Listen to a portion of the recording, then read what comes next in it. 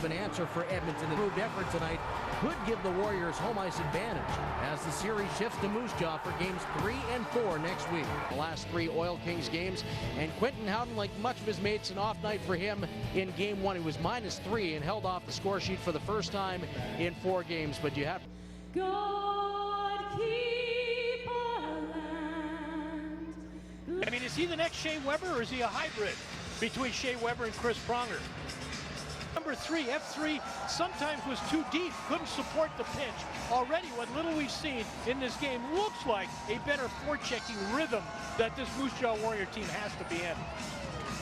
Sort of one of the stories so far of the playoffs for this Moose Jaw Warrior team. The player from Switzerland did a nice job of releasing that. Maybe a good job by Edmonton blocking it.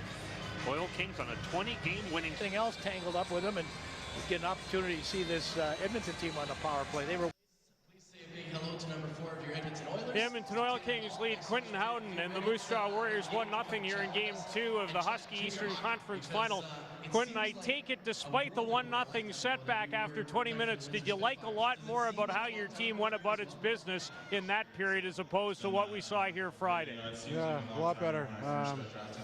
You know, we're doing the right things right now. We're trying to get traffic to the net and get some pucks there. Obviously, it's going to be tough to get some past Passois, but you know, we're on the right track right now, so we got to continue in these next 2 periods. You really dominated the last 2 series territorially. It's much tougher against this Oil Kings team. Is that a lot about how well they move the puck in transition in their own zone? Yeah, they're quick. You know, we knew coming into this that they're a speedy team, and you know, they have a good transition game. They can turn the puck up right away and re-attack on you. So, you know, we got to make sure we're getting pucks deep and keeping it away from their goalie. Power plays 6 in game number 1. You're on your second one tonight. That hasn't gone real well. It seems like gaining the zone and having possession time has been a bit of an issue. How do you change that?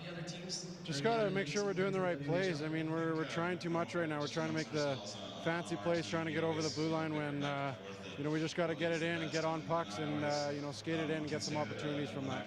You've had a terrific year, another appearance at the World Junior. You were a first overall pick to Moose Jaw. What's it been like for you going through this run in your 4th year with the team? It's been fun. You know, me and Dylan and Kendall, we've been through a lot of losing seasons on this team, but you know, we knew it'd pay off eventually, and it's been fun so far, and hopefully we can continue from here on in. Thanks for this. Best of luck the rest of the way. Thank you.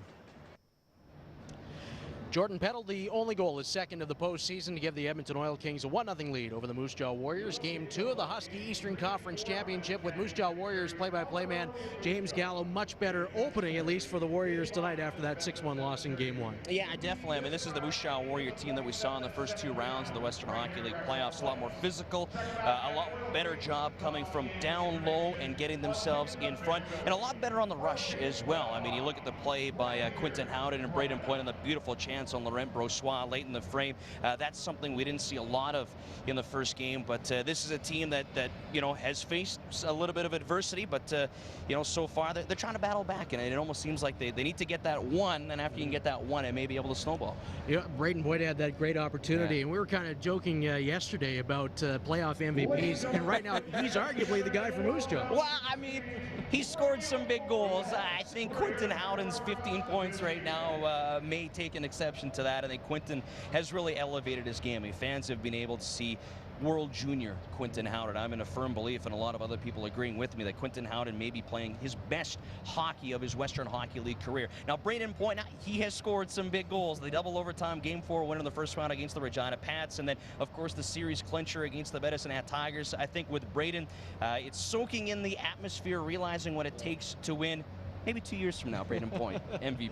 Let's talk about after Game 1. What was the big message that Mike Stothers had for his team? Talking to a lot to the coaches and the players, they just felt as though they got caught standing around a lot. I mean, take nothing away from the Edmonton Oil Kings. They're a very talented team, but the Moose Jaw Warriors felt as though that they got caught watching a little bit as opposed to reacting a little bit. And talking to head coach Mike Stothers today, he said that maybe sometimes guys got caught a little bit watching Morgan Riley, because everybody was anticipating his return, and a lot of the rushes that the Warriors had in Game 1 were from Morgan Riley, but, you know, message sent. I mean, a much better period. That, again, the first 20 minutes of this hockey game is the best we've seen the Moose Jaw Warriors play here in the Eastern Conference Final. How did Morgan feel after Game 1? You know, Morgan felt good.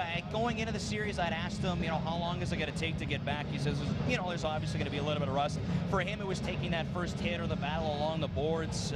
Feels good. I mean, these young men are so well conditioned, and the fact that he's back playing, to me, is astonishing. I think a lot of NHL scouts are definitely loving the fact that he's back. And for Morgan, you know, I think the more you've seen this series go on, the more comfortable that he's going to look and the better that he's going to become.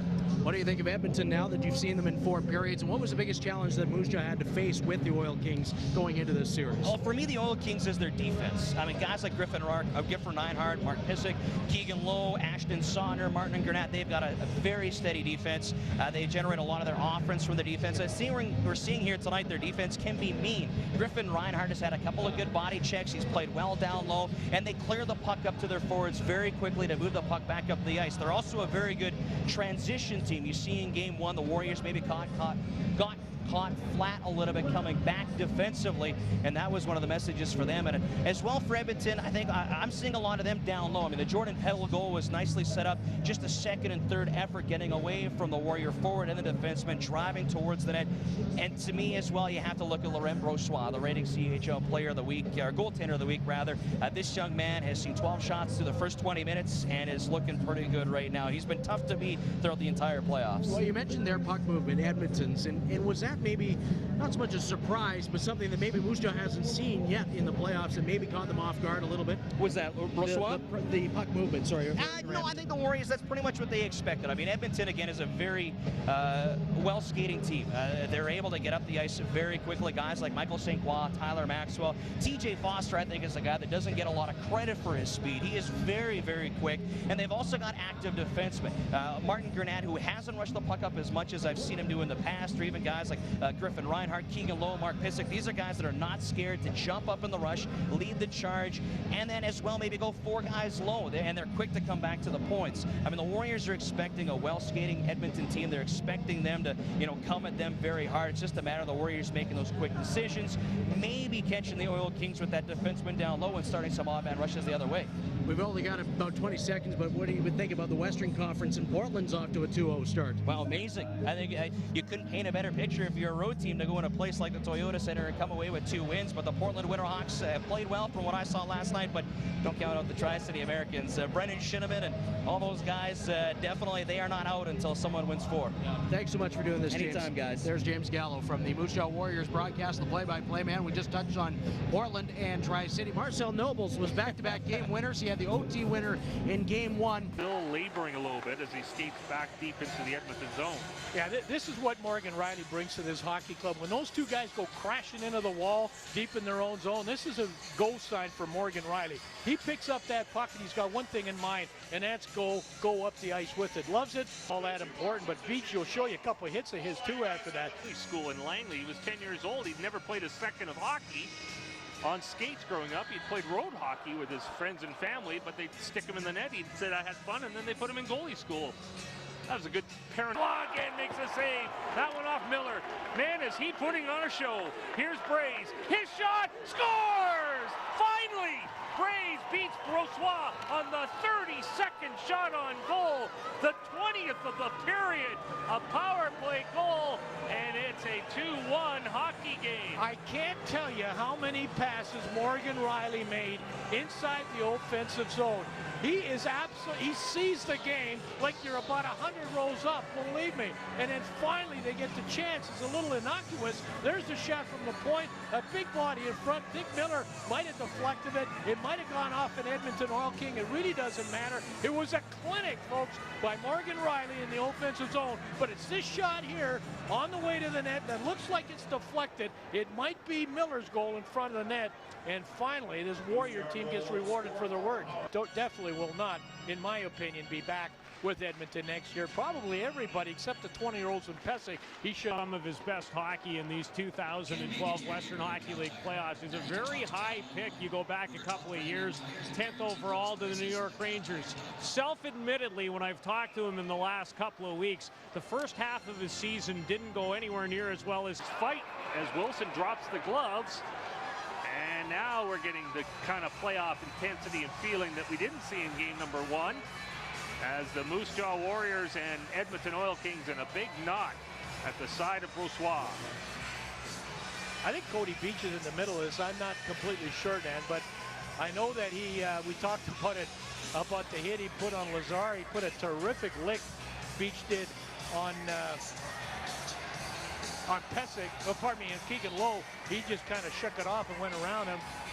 And then I think Beach had enough. He said, none of these guys are really being terribly affected by my hitting, so I think he puts the cross-check on the player in the offensive zone, and all of this happens. More. Beach is in there. Well, we talked about Beach, didn't we? At the beginning, you need more of this from Beach. And now squaring off Edmondson and Lowe, as they're all tied up. And the referee's taking names and numbers here. That's what we're talking about. After 2 hits, that's Beach taking his man on the boards. That's the penalty. Wilson takes exception, couple big guys.